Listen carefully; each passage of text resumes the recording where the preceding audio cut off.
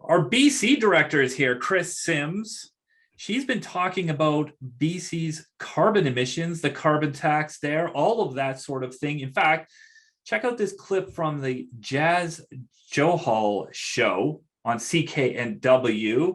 Simmer was talking all about this. The definition of insanity is often described as doing the same thing over and over again and expecting a different result. And now, unfortunately, taxpayers are being driven crazy because the cost of living is going up, and these carbon taxes are one of the big problems. Now, when the tax was initially introduced, I think it was 2008. Correct. It was revenue. It was said to be revenue neutral. I did ask the minister that question. He, wouldn't. I mean, he danced around a little bit. I did pose the same number that I think you had mentioned in the 5 o'clock news. Now, is it in your mind revenue neutral? Absolutely not. In fact, when they first hatched the carbon tax in 2008, they said many things. They said it was going to be revenue neutral, it was going to stop at $30 a ton, that it was going to create an abundance of affordable alternative energies that we could use, and that it would reduce emissions. Today, none of that is true. It's all wrong. It's well over $30 a ton. Our emissions keep on going up, and it was revenue neutral, unfortunately, in name only. So yes, when it was first started, they had a corresponding income tax cut, but that only lasted for a little while. It didn't take government long to start playing with the budget books and stuffing old tax credits inside of their revenue, and it was not revenue neutral for many years, and it certainly is not revenue neutral now. All right, Simmer. So we've got new emission stats coming out of BC. This is the BC government's own numbers. So let's start with the numbers. How does it look for emissions in BC? Well, it looks pretty ugly. Our emissions just keep on going up, even though we have the highest carbon tax in all of North America. They're up 10% since the year 2015. And this current year that they've got on data is the year 2019. Got to point that out. And so it's also gone up in 5 of the last 7 years. In fact, when you go back all the way to when they first introduced the carbon tax, it hasn't made a dent really in BC emissions. And quite often emissions just keep on going up. Okay, so emissions in BC are going up, not the only thing going up in BC. How much does the carbon tax cost people right now? What's the carbon tax looking like in BC at the moment? Well, right now it is $45 per ton for our BC carbon tax. And in normal people speak, that's 10 cents a liter of gasoline. Okay, so, but for average people, it's funny, you get mad at the gas station when you drive by and you see the price, but you don't, at least I don't always equate that to what's this actually going to cost me. So what does it cost average people? It costs average people a ton of money. So we actually have 2 carbon taxes here in BC. The first one, like I said, is about 10 cents a liter. And the second one is actually 16 cents a liter. Combine those, 26 cents a liter, it costs you almost $20 just in the carbon tax every time you fill up a minivan. Yeah, and I've got a minivan because I've got 4 kids. I feel that pain for sure. Okay, so let's talk about the policy, though. We've talked about some of the costs. We've talked about emissions continuing to go up in BC. This was supposed to be revenue neutral, though. They would take the money through the carbon tax and don't worry, you'll get it all back. How's that part been working out? Yeah, I laughed because it just isn't. In fact, when they first launched the carbon tax, to be fair, in the year 2008, there was a corresponding income tax cut that happened alongside of the brand new shiny carbon tax. But it didn't take the government long, and this was the BC Liberal government, to start playing with the books. And what I mean by that is, say you take in the carbon tax, say it's $1 billion a year that the government takes from that. After a couple of years, they just started taking old or pre-existing or completely unrelated tax credits and shoving them into their revenue column in order to make it balance down to zero. In fact, I asked one of the head honchos in the finance department when I noticed it during one of their budget lockups. I said, "What is with this?" And he said, "Oh, this has all just been an accounting exercise."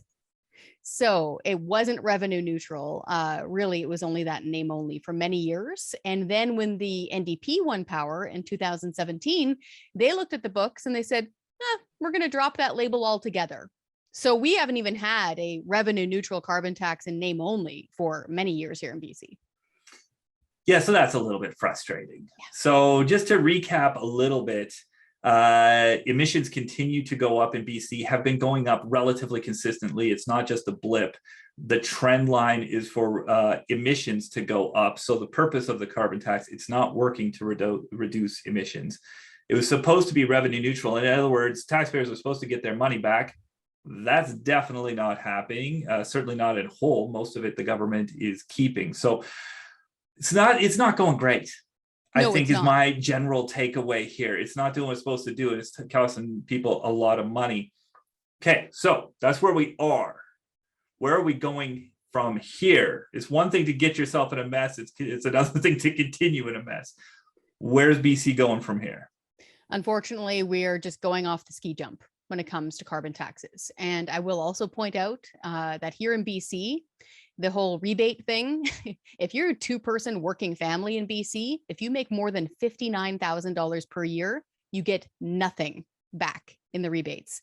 I will point out the average two-person working family in BC, their income is $84,000 per year. So this does not help average hardworking British Columbians. So looking forward in the future, we are tied to the so-called backstop. So when Justin Trudeau, the prime minister, announces, hey, everybody, we're going up to $170 a ton, we're going along with him. In fact, when we saw the emissions be posted on Monday, the government turned around and held a big press conference and said, hey, our emissions are going up. What should we do? Let's jack up the carbon tax more. Because that's not what's working at all. Like I said, it's the definition of insanity. And so unfortunately, by the year 2030, we will either meet Justin Trudeau's $170 per ton or beat it. It could be even higher. In normal people talk, that will be about 51 cents per liter of gasoline just in the carbon taxes. You know what this reminds me a little bit of? When you get your truck stuck and you think, if I just stomp on the gas a little bit more, I can blow it out. It's gonna, we'll pop this thing out. We'll just hammer on that gas.